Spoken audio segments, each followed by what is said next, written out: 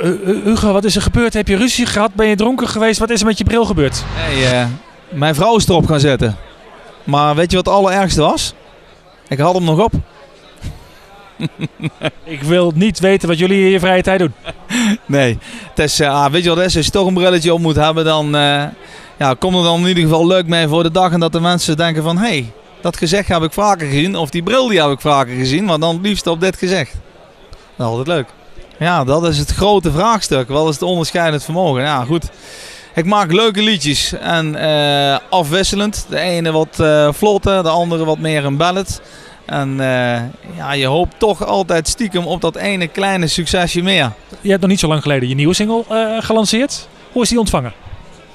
Hij wordt heel goed ontvangen. Hij is ook in België bij onze zuidenburen wordt hij leuk opgepikt. En we hebben er een mooie videoclip bij gemaakt. En voor de mensen die hem nog niet gezien hebben, even naar TV Oranje kijken, want dan wordt hij ook gedraaid. Mooi was dat gevoel.